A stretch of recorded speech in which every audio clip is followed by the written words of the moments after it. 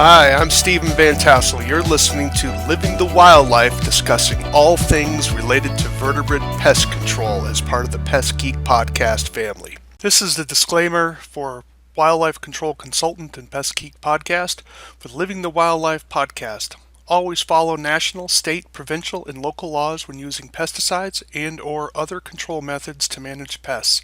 Wildlife Control Consultant, LLC, Pest Geek Podcast, Living the Wildlife Podcast, Steven M. Vantassel, or their or his affiliates are not responsible for followers' use of the information provided here. Hi everyone, Steven Vantassel here, Wildlife Control Consultant, bringing another episode of Living the Wildlife as part of the Pest Geek Podcast family.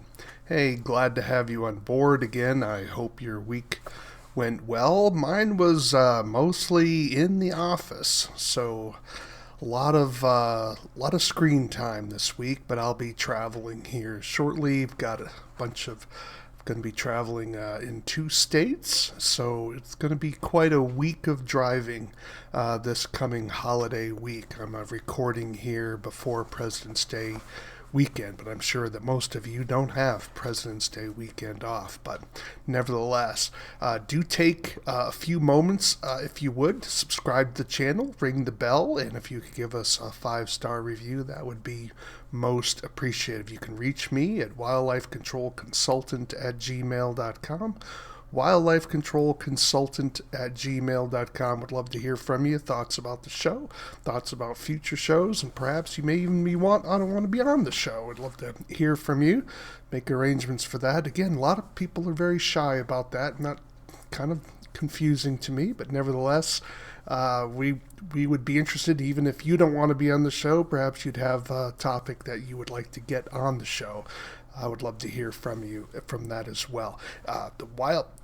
Our show here is about vertebrate pest control from a technical, research-based background. So we get kind of geeky here. We are part of the Pest Geek podcast family, but nevertheless, we kind of drill down and do things that other people aren't getting involved in for various reasons. So this week, I wanted to sort of just point out I have a new product on my store. This is a tracking photography card. Those of you that have been following my podcast know that how deeply I emphasize the importance of getting good photographs. And one of the ways to do that is to show scale in the photograph. Now, there are various ways of doing that, but the best way, of course, is to have something that shows measurement.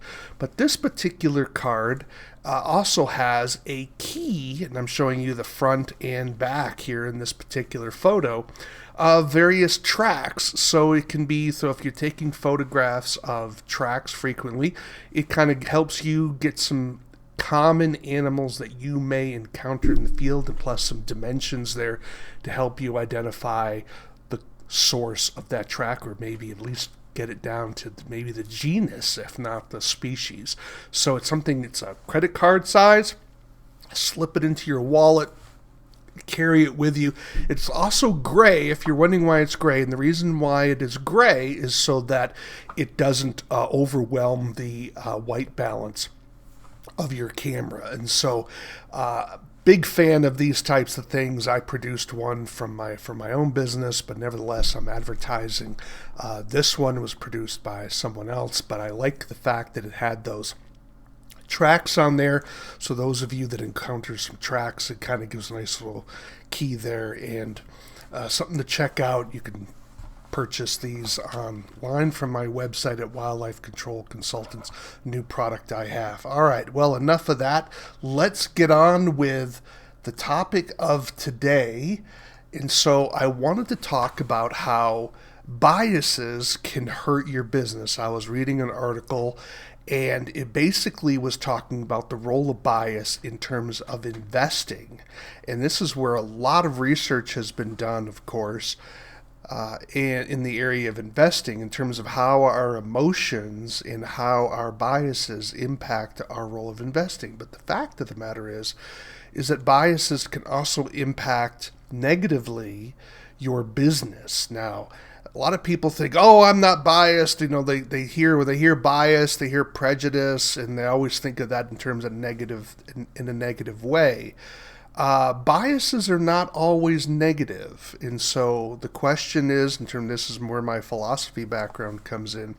The question is not whether you are biased. The fact of the matter is you are, and there's no real way to overcome that. The question is do you have the correct biases? Do you have good biases? Now you may say, I don't want to be biased. Oh, let me give you an illustration of what would be perhaps a good bias. In other words, when we in our legal system in the United States, we have a bias that says you are innocent until you are proven guilty in a court of law. Is that a good bias or is that a bad bias? But it's certainly a bias, but is it a good one? And I would hope that all of you would agree that it is a good bias, right? So that is a prejudice. It's a prejudging of the facts, right? That you, in other words, if all things being equal, you are innocent until the evidence shows that you are not, rather than you are guilty until the evidence shows you are innocent, right? So that's a different kind of bias. So not all biases are bad. And so how do we overcome these biases knowing that we have them? Well, one of them is to replace them with good biases. That's not always possible. But another way is to understand our biases and be aware of them and then try to compensate for those biases so that we can minimize their negative impact and enhance their positive impact. All right, so I want you to think about that for a little bit. So this is going to be talking about how biases can hurt your business in terms of your wildlife damage management. So let's talk about what a bias is, or a problematic bias. So biases, in a sense, are one way to understand them is to think of them as a pair of sunglasses. If you are wearing a pair of sunglasses, that's automatically going to darken your understanding of the world, because the purpose of sunglasses is to shield you from excessive light. That's going to be a bias, right? So it's going to make it appear that reality is darker than it actually is. Well, what happens if you put on a pair of rose-colored glasses? Well, then the world is going to appear redder than it actually is. Well, that's how a bias could impact us. Now, the problem is we don't always know or identify when we're biased. So sometimes it's like, does a fish know that the fish is in water? Do you always think about the fact that you're walking in air? So it just becomes part of us to such a degree that we don't even recognize the bias that we're subject to. And this is what makes biases so pernicious. Now, we're into sort of conference season. Some of you may be attending conferences. And so this can be a place where you can actually find biases relatively easily if you probe hard enough for them, right? So if you just ask a few questions, you can see reactions from people very, very quickly. And that will give you a clue that you're encountering biases. Sometimes when people have a strong emotional reaction to something that you say, you are often encountering, not always, but you are often encountering a severe bias. Let me give an illustration. This happened years ago. It's become less of an issue now. There was a great controversy in the wildlife control industry over the issue of doing one-way doors as a way of managing wildlife inside structures. And there were people that were just pounding the table up and down. Doesn't work. The animal just chews in or breaks in somewhere else. You got to kill that animal in order to solve the problem. And it got quite heated, and people were shunned, and people were talked about behind their backs and what have you. And it was certainly problematic, to be sure. It got quite heated at times. Well, that showed you a level of bias, because the reality is, and here we are probably, 10 years later, give or take, And the industry has come to realize that, yeah, one-way doors can work better more than we thought they could in the past. Now, are one-way doors the Shangri-La of all wildlife control? Well, the answer, of course, is no. It doesn't really. One-way doors don't work when you're dealing with transient damage, but that's a topic for another podcast. But nevertheless, but people were biased against one-way doors because they had either a bad experience or they just didn't believe it would work or for whatever. So we're going to talk about some of those biases that could impact our business in a negative manner. And hopefully you can identify these in yourself, because know thyself, know who you are, know what your biases are, and then you can work to correct them or to use those biases in a positive growth manner for you and your business. Okay, so let's take a look at that. So the first one we want to take a gander at, and that is what's called confirmation bias. Confirmation bias is a very common bias among people. And essentially is this: it's where you are only using information or facts that agree with your predetermined position. Now, this occurs all the time in the area of politics, for instance, right? So you'll have people who will hold certain positions. I was talking with a neighbor recently, and he just said that, rich people basically don't pay enough taxes. Well, that is simply patently false. Okay, that is a lie.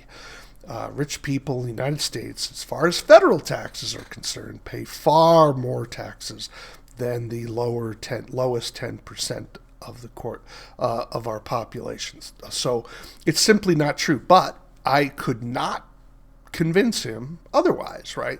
And so how do you overcome that? Well, because if you're only looking at evidence that you like, it basically confirms what you already do. And we do this all the time. This is one of the dangers of the internet, and that is we tend to form groups with people that we agree with, whether it be politically, whether it be sociologically. We tend to not like people that we disagree with, and so therefore if they have a differing opinion, then we don't want to hear it. It's like, la, la, la, la, la, la, don't tell me, I don't want to hear it, right? And that's basically what confirmation bias is. This is what happened, of course, with the one-way doors, is that people would be, I tried one-way doors, I had a bad experience, that was their evidence, and therefore that confirmed their bias against one-way doors, and therefore one-way doors were garbage. Right. So it became this sort of very black and white. Now, what some people tend to think, and they always think, well, the truth is always in the middle. That's a different bias, and I'll have to talk about that one later. And so other people think that we just get squishy, that there is no truth out there. I'm not suggesting that at all. How these biases work, you have to sort of factor in how they affect you in what your strongly held beliefs are. And this requires some reflection, and it can be painful. So a lot of times people don't like to hear this sort of thing because it doesn't confirm their view of themselves. Well, I'm objective, I know how to handle truth, and I have the right ideas, and they get very, very angry. Those of you that have studied any type of history know that Socrates got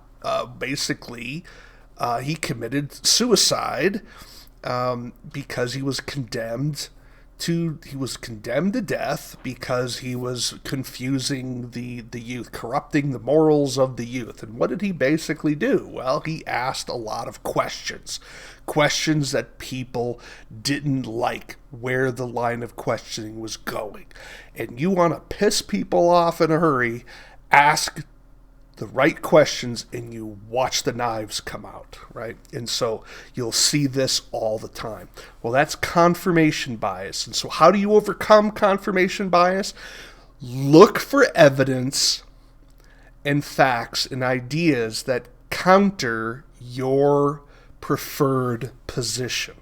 Doesn't mean you're going to change your position, but it means that you are at least trying to engage ideas that you disagree with, right? And often that requires the pain of trying to learn from other people. If someone is critical of your business, if someone is critical of your association, don't just simply say they're an idiot and you don't like them. Ask yourself the question, is there truth in what they are saying? That's how you can help overcome confirmation bias. All right, let's turn on to another one. Well, loss aversion bias. This is the idea that if you put money into something or time into something and it's not working out, you tend to keep doing that thing that is losing because you don't want to confirm the fact that you made a mistake. This is a very difficult bias to overcome. It's called loss aversion bias. It's basically, you see it with gamblers. Like they're gambling, they're on a losing streak, and they just keep piling on money after money after money because they're trying to get back to zero so that they're not in the hole anymore. Well, we know that's sort of a fool's errand, but your problem is you get into that mode thinking your luck is going to turn, or if I just put a little bit more energy into something, I can get back out of it. And that is a bias that can really impact both our investing decisions and in terms of our work. You may be, let's say you were trying to open up a different line of services for your company. Let's say, I'm just going to throw something out there. You wanted to get into some coyote control. And you started coyote control, you put money into it, you got training or whatever the case may be, and then you're finding out that when you're doing the jobs, you're just always losing money. Do you stop offering the service? Well, that's going to be a question. Or do you think you're going to find a way to make it efficient to do it, right? So this is the question you have to ask yourself. That is, can you cut off that part of your business knowing you're not able to make any money at it? Now, you may want to, we say, well, I'm doing it to hold on to a client. Well, sometimes there are loss leaders, right? Where you take a loss on something to earn money on something else. Well, sometimes we justify things, and that may be a justification for you. I don't know your situation, but you've got to ask the question, is when you're losing money on this job, are you actually going to make money on this client with something else? I don't know. But that sometimes is a justification for you to keep going down this rabbit hole, down this losing proposition, because you just can't overcome the emotional loss there. That's called loss aversion bias. Recency bias. Now, this is, I believe, a very common one in the wildlife control community. You'll often see things online where people are saying, what is the best bait? Or what is the best technique to do X, Y, and Z? And there's a lot of, crowdsourcing information out there that you can rely on. The challenge is, are you getting information from people based on their most recent experience? This is one of the benefits of having peer-reviewed research. Now, peer-reviewed research isn't always the end-all and be-all out there. But the advantage of it is you have people taking careful notes, and they're looking over things over time. They're not simply relying on their memory. Let me give an illustration from my own life. When I was doing some research in the area of pocket gopher trapping, I was doing a project down in Nebraska. And basically, we're testing two different traps, the DK1 and the Maccabi trap. And we were testing the trap in both alfalfa fields and non-alfalfa, and grassland fields. Those were the two habitats that we were testing. And we were looking for whether it was better to leave the hole open when we were trapping. We were only trapping lateral tunnels, whether we were leaving the hole open or the hole closed. Because when we were doing presentations, producers were almost, a fist fight's probably a bit strong, but they got pretty heated about whether you had to have the hole closed or not. So my research was trying to determine, did it matter? Whether closing the hole after you set the trap or leaving the hole open, did it matter? Well, as I was doing my work, it took two seasons, to complete the project, if memory serves. I was developing an idea, an attitude of what I thought was the best trap and the best technique. And I was like, well, this is the best way to go. And it turned out I didn't analyze the data. We had a statistician analyze the data. But when he analyzed the data, it turned out that there was no distinction between whether the hole should be open or the hole should be closed. Now, was there an actual difference? Yeah, but it wasn't statistically significant. It could be just simply noise, what we call noise, right? Same way when you're flicking a quarter up and down, you may have a streak of heads 3 or 4 times in a row. That's just a sort of a streak. Though if you stop, we can say, well, I had 4 heads in a row. That's 100% heads. Well, if you do it for another 50 times, you're going to get back to that 50-50 with tails, right? So it was just basically an artifact. There was no statistical significance to it. But I was biasing my evaluation of data probably on my most recent successes with trapping pocket gophers based on my experience. That's known as recency bias, right? Because our memory degrades over time. And only if we continue to go back and refresh it. This is why, storytelling is so important, because then that locks it into longer term memory. So this is how people who are teachers can feel, you could feel from them that they have this sort of wealth of knowledge. Well, they have a wealth of knowledge because they're constantly refreshing their memory about that knowledge, right? So they can overcome the memory degradation. Because the research shows if you continue to remember something, it goes into long-term memory and you sort of build that neural network in your brain. But when it comes to things like when we're doing wildlife control, are your colleagues writing things down?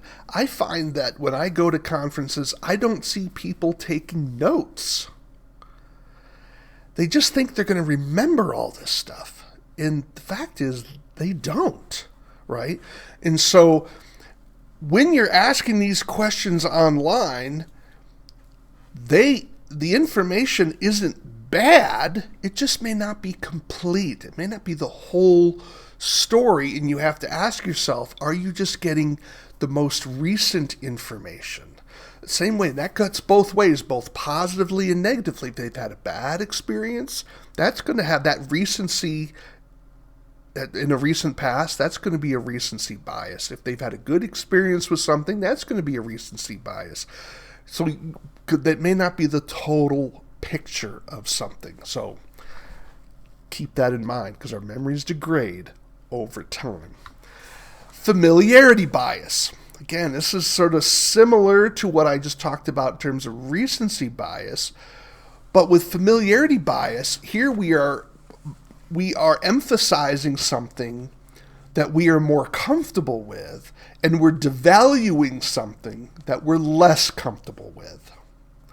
And so this is something where the idea is change is hard.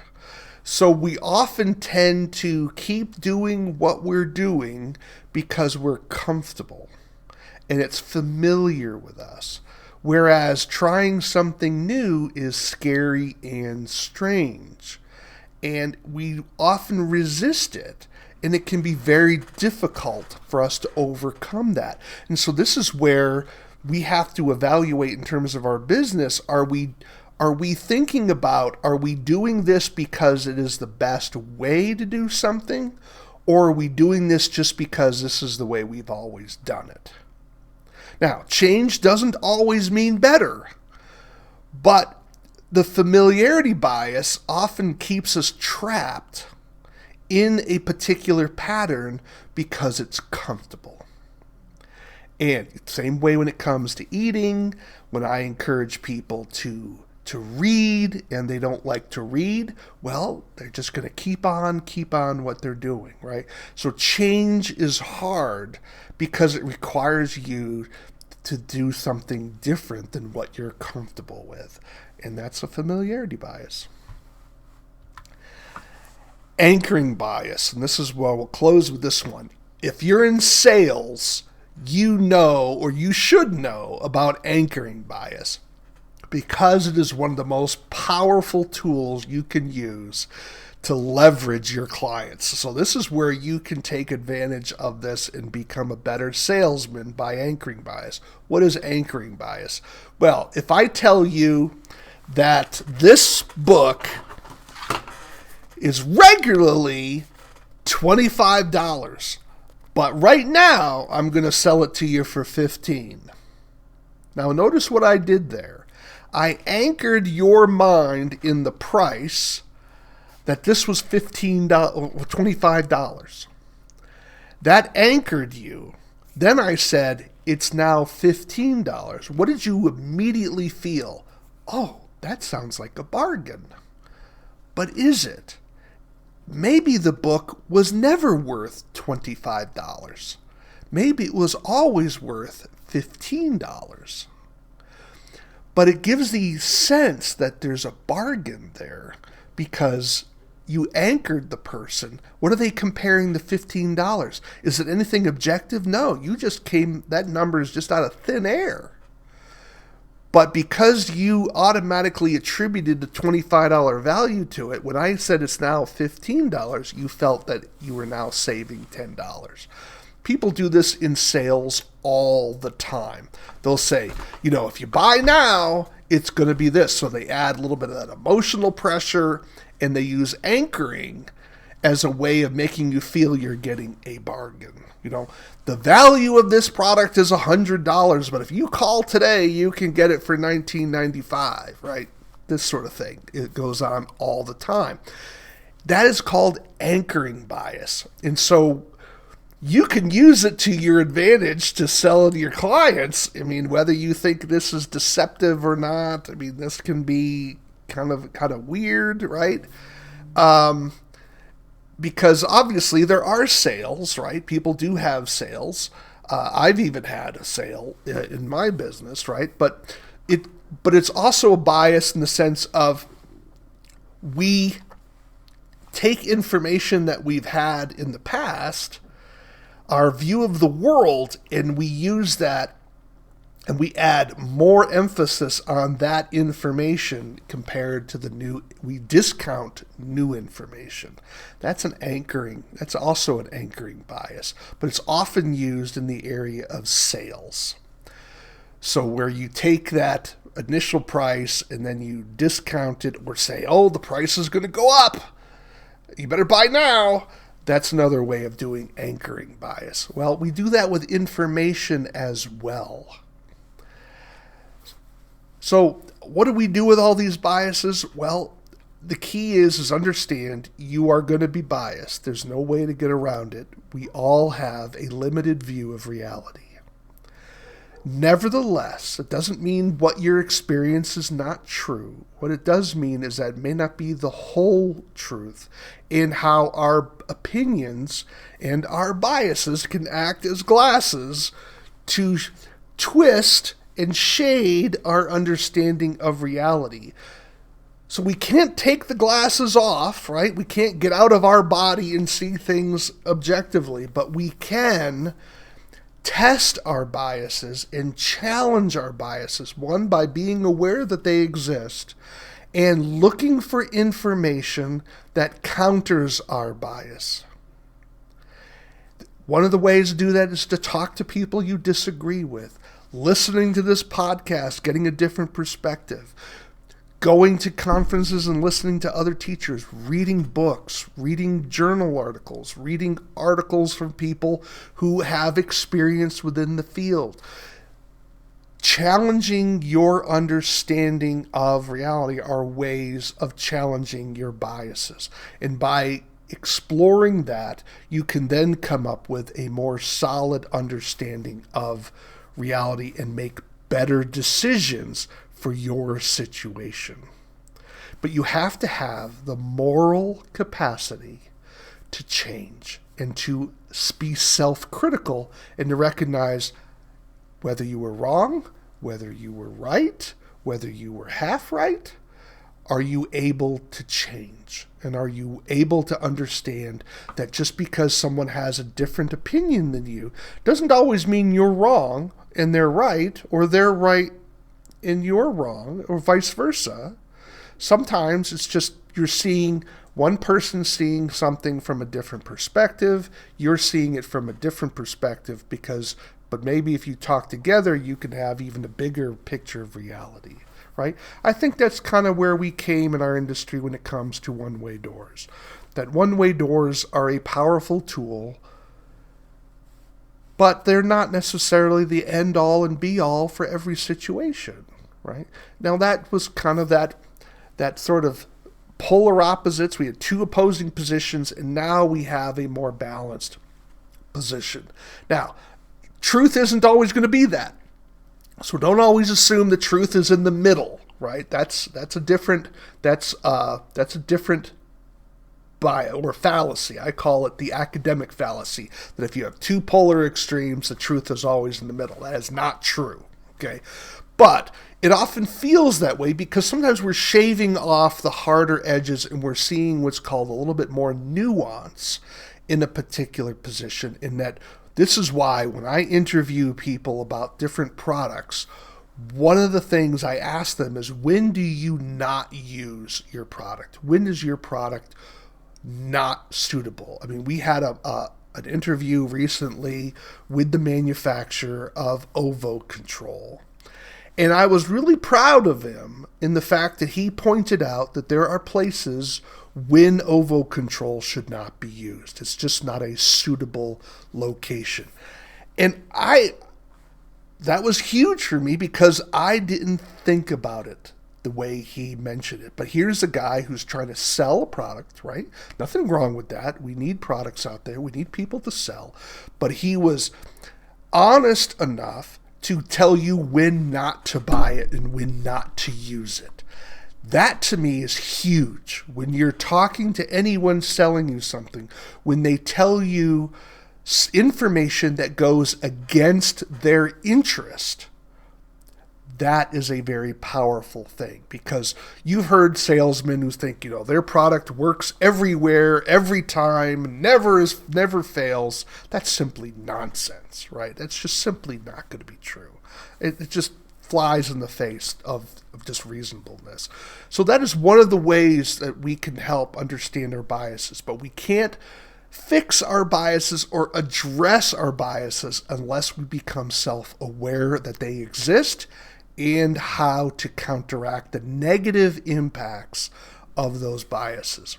Well, I hope you found this helpful. You've been listening to Living the Wildlife. We are a podcast that delves into the technical aspects of vertebrate pest control for both wildlife control operators and pest control operators involved in doing wildlife control. Hope you've enjoyed this podcast. We'd love to have you give us the thumbs up, give us a 5-star review, subscribe to the channel, ring the bell. You can also visit me, of course, on Rumble. I have my podcast listed up there. And again, this is Living the Wildlife. Why do we call it Living the Wildlife? Well, we want you to live the wildlife, not be the wildlife. Take care, everybody.